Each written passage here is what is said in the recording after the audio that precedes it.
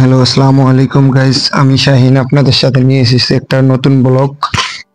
তো আমরা আজকে সীতাকুণ্ডর উদ্দেশ্যে রওনা দিলাম। আমরা বাসা থেকে বের হয়ে সোজা মাস্টারঘাটের উদ্দেশ্যে রওনা দিলাম। মাস্টারঘাট থেকে আমরা ট্রলারে উঠলাম, ট্রলার থেকে আমরা চাঁদপুর বড় স্টেশনে গেলাম। এই যে চাঁদপুর বড় স্টেশনের কি সুন্দর ভিউ। তারপর আমরা চলে গেলাম কালীবাড়ি। কালীবাড়ি গিয়ে অবশেষে জাহিদ ভাইয়ের সাথে দেখা, জাহিদ ভাইয়ের সাথে কথাবার্তা বলে ওনার দোকান থেকে, ওনার জুস বার থেকে আমরা জুস খেলাম।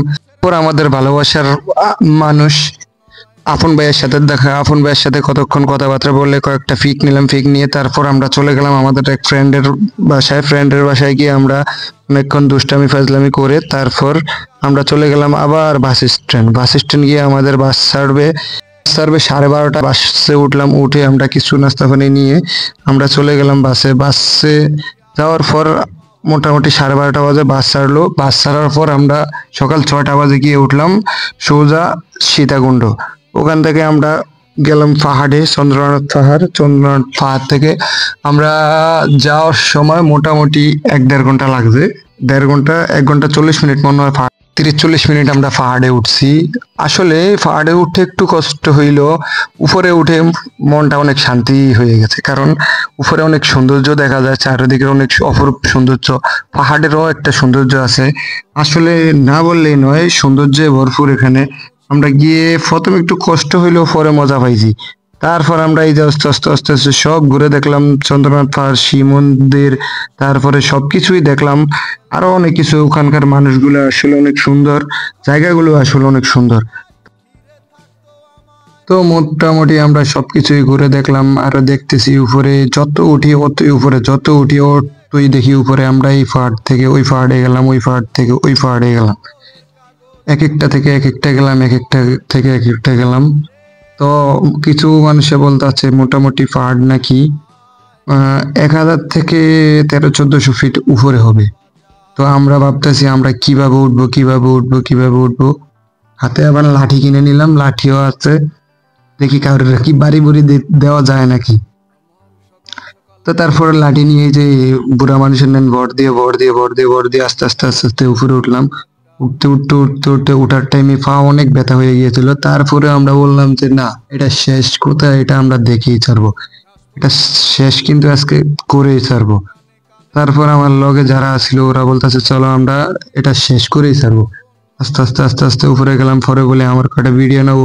উপরে যায় দেখি ডুলনা, দেখে আমি আর দাঁড়িয়ে থাকলাম না, আমি ডুলনা তাড়াতাড়ি উঠে গেলাম। উঠে বলি একটা ভিডিও নাও, একটা ভিডিও নাও। ওরা একটা ভিডিও নিছে।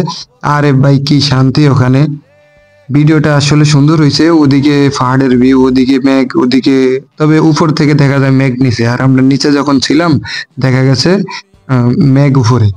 আবার উপরে গেলে দেখা যায় মেঘ নিচে। ওই দেখা যায় একটা মন্দির, ওখান থেকে আমরা ফাড়িয়ে এসেছি, দেখুন কত দূরে। ওই জায়গা আমরা ফাড়িয়ে উপরে আসতেছি। উপরে এসে যেই উঁচু জায়গা, মোটামুটি উঠতে উঠতে তবে যেই পাহাড়ের উপরে উঠছে তারাই বলছে যেন, বলছে আল্লাহ আমাকে আর না আনো, যেহেতু উঠতে অনেক কষ্ট। তারপর অবশেষে আমরা উঠে গেলাম পাহাড়ের সবচেয়ে উঁচু জায়গা। উঁচু জায়গা উঠে আর একটা ভিডিও নিলাম। এখানে দেখা যায় মেঘ হাতে ধরা যায়, তবে এক এক প্রকার সাজেকের মতোই হবে, তবে সাজেক না। সাজেক তো বলে মেঘের দেশ, তবে এটা মেঘের দেশ না। চারিদিকে অপরূপ সৌন্দর্য ভিউ। তো তারপরে আমরা সোজা চলে গেলাম মন্দিরে। মন্দিরে যায় দেখি কত মানুষ, কত জনে পূজা করতেছে। কেউ মন্দিরে মন্দিরে যায় এই এটা করে ওটা করে, তবে তারা মনে হয় হিন্দু ধর্মের লোক ছিল। আমরা যেহেতু মুসলিম, আমরা মন্দিরে যাই না, আমরা গেছিলাম ঘুরতে।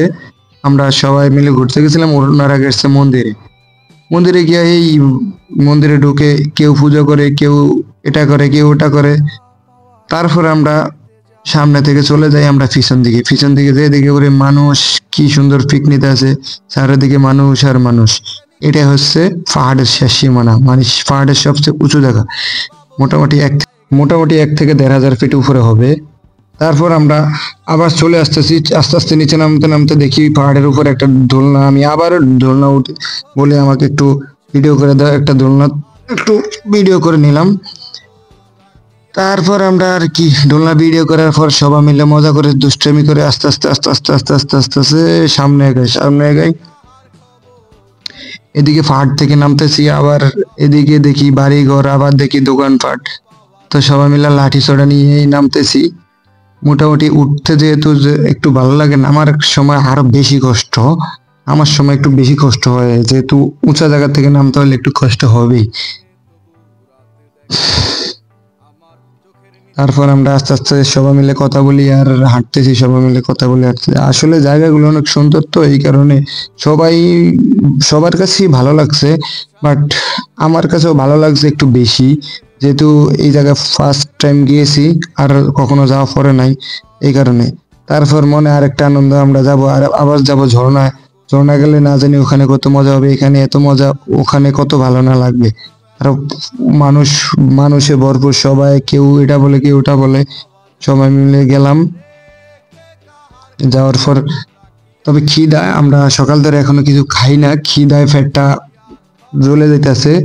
তারপর ওই আমাদের অ্যাডমিনকে বললাম, যারা আমাদেরকে ট্যুরে নিয়েছে ওনাদেরকে বললাম যে ভাই আমাদের তো খিদা হয়েছে। বলছে ভাই এখান থেকে নাইমা আমরা হোটেলে গিয়ে নাস্তা করে নিব।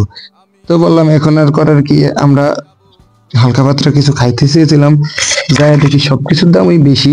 এক গ্লাস পানি খামু বলতেছে নাকি 20 টাকা, 1 লিটার পানি কিনবো বলতেছে 80 টাকা, একটা আমরা খেলে নাকি 20 টাকা, একটা শসা, পাহাড়ি শসা একবার ছোট হয় এটাও নাকি 20 টাকা।